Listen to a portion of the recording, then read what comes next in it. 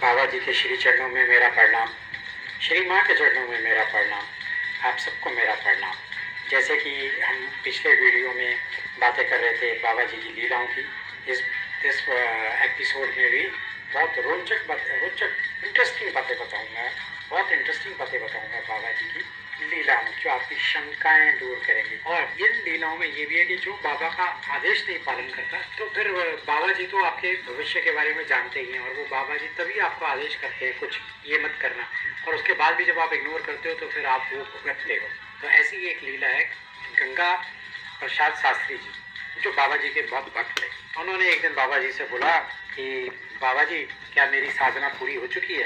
तो बाबा जी ने कहा कि पंडित जी, ऐसा है, हनुमान की तुम्हारे पर बहुत कृपा है, अब तुम्हें और कोई साधना करने की जरूरत नहीं है, और अगर तुम करोगे तो तुम्हें समस्या आए। तो शास्त्री जी ने सोचा कि बाबा मुझे इसलिए कह रहे हैं क्योंकि मैं बूढ़ा हो गया हूँ, और मैं तो अभी बहुत जवान हूँ, और मैं तो और भी ज्यादा कठिन तपस्या या साधना कर सकता हूँ।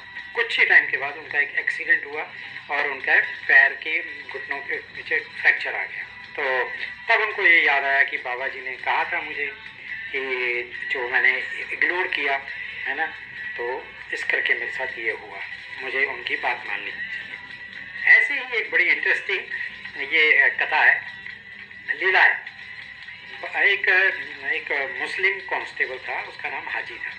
वो बाबा जी के इधर संतरी की ड्यूटी देता था। तो पर वो जब भी आता था, मतलब मॉर्निंग में जब भी वो सवेरे आता था ड्यूटी देने, तो सबसे पहले बाबा जी को प्रणाम करता था, फिर अपने गेट पे जाके वो खड़ा हो जाता था अपनी ड्यूटी करने। ऐसे ही एक दिन सवेरे सवेरे वो गया, उसने बाबा जी को प्रणाम किया। बाबा जी ने उसकी तरफ देखा और स्माइल किया, बोला, हाजी सुनो, आज तुम्हारा दिन अच्छा नहीं है, तो इसलिए अपनी ड्यूटी छोड़ के कहीं मत जाना, कहीं पर भी मत जाना इधर उधर।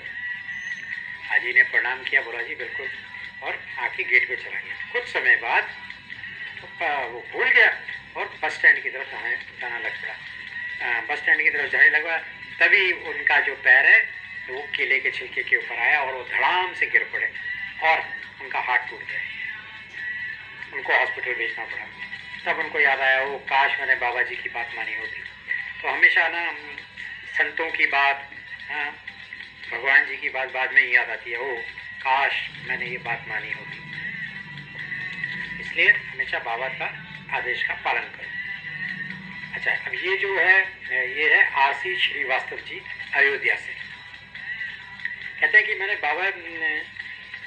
बाबा जी के बारे में सुना था, बहुत ज़्यादा सुना हुआ था, और तब पहली बार सुना जब मैं गोरखहल में था। तो 1966 में मैंने सोचा मैं बाबा जी के दर्शन करने जाऊं। तो जैसे ही मैं महाराज जी की कुटिया में पहुंचा, तो महाराज जी ने बोला, आओ श्रीवास्तव आओ, और सारे जितने भी भक्त और लोग थे उनको बोला कि ये अयोध्या से बिलोंग करता है, अयोध्या का रहने वाला है, और इसके पिताजी जल विवाद में हैं। तो श्रीवास्तव जी वो हैरान हो जाते हैं, ना तो मैं कभी बाबा से मिला, पहली बार आया, इन्होंने मेरी सारी कुंडली बता दी। अब वो इतने इम्प्रेस हुए कि वो मतलब हर हफ्ते नहीं तो एक बार दो बार कैंची धाम जाने लग पड़े, और हमेशा वो इम्प्रेस रहते बाबा से। और साथ में लिखते हैं कि मेरे गुरु जी, जो मेरे गुरु थे, उन्होंने मुझे नानक शाही मंत्र दिया था, जिसका मैं जाप करता था हर रोज। तो एक दिन मैं कैंची धाम आया बाबा जी को देखने, और मैं जानबूझ के ना जितने भी श्रद्धालु थे उनके पीछे बैठ गया। मैंने उनके दर्शन किए, उनको प्रणाम किया, और साथ ही में अपने गुरु मंत्र का जाप करना शुरू कर दिया। तो बाबा ने मुझे बुलाया, बाबा जी ने मुझे एक फल दिया, मैंने प्रसाद लिया, माथे पे लगाया, और फिर जाके पीछे बैठ गया श्रद्धालुओं के। फिर मैं मंत्र पढ़ने लग पड़ा, फिर बाबा जी ने मुझे बुलाया, फिर फल दिया, फिर मैंने वापस आके बैठ गया। और ऐसे जब तीसरी बार हुआ तो मैंने बाबा जी को बोला, बाबा जी आप मुझे सारे फल मेरे को दे दोगे? तभी बाबा जी ने मुस्कराए और आहिस्ते से कहा, क्योंकि तुम मेरा टेस्ट कर रहे हो, तुम मेरी परीक्षा ले रहे हो, अब तुम जाओ। बाबा जी सब जानते थे कि क्या है दिमाग में, क्या चल रहा है, और उनको ये भी पता था कि मैं उनकी कंपनी, उनका साथ कभी नहीं छोड़ सकता। तो और मैं इस बात पे भी थोड़ा सा था कि जो मेरे गुरुजी ने मेरे को मंत्र दिया है ना, उसका वो भी मैं छोड़ ना दूँ। क्या बात है।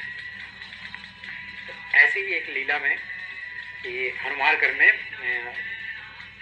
एक भक्त थे भगवती प्रसाद जी। भगवती प्रसाद जी आए, हनुमानगढ़ में महाराज जी को प्रणाम किया तो महाराज जी ने बोला जाओ हनुमान चालीसा पढ़ो हनुमान जी की मूर्ति के आगे, और देखो कहीं मत जाना, कहीं पे भी मत जाना।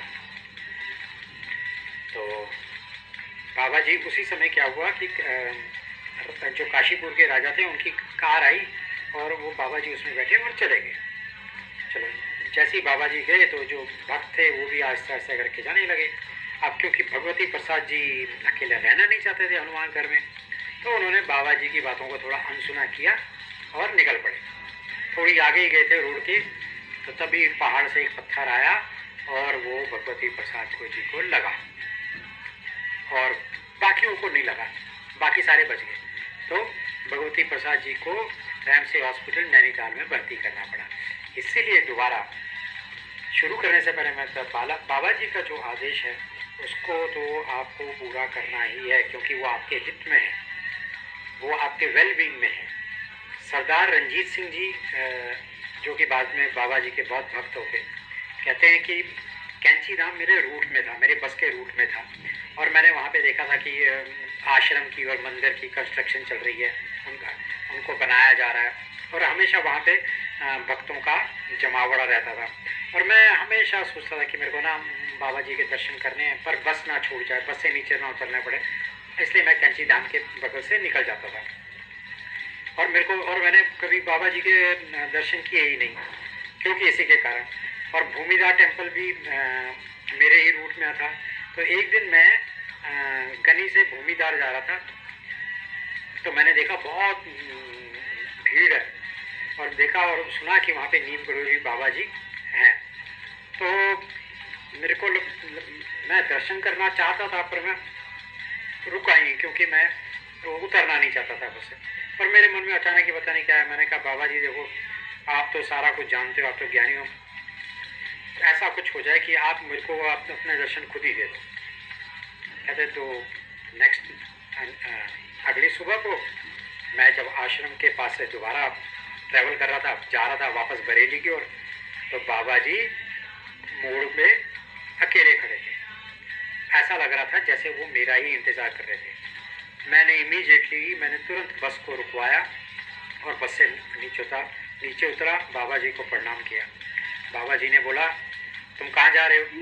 इससे पहले कि मैं उत्तर देता, बाबा जी ने कहा तुम्हें कभी भी किसी साधु को इस तरह परेशान नहीं करना चाहिए, है ना, गलत वे में नहीं समझना चाहिए। और मैंने अपनी गलती की, बाबा जी से माफ़ी मांगी। तो ये है बाबा जी की लीलाएं। इसलिए मैं कहता हूँ बाबा जी के शरण में जाओ, अपने दुखों से मुक्ति पाओ। तो इसीलिए हनुमान चालीसा पढ़ते रहिए, सुंदरकांड पढ़ते रहिए, पढ़ ना सके तो सुनिए ज़रूर। अब अगले वीडियो में फिर मैं बात करूँगा बाबा जी की लीलाओं के बारे में, है ना। अपना ध्यान रखिए।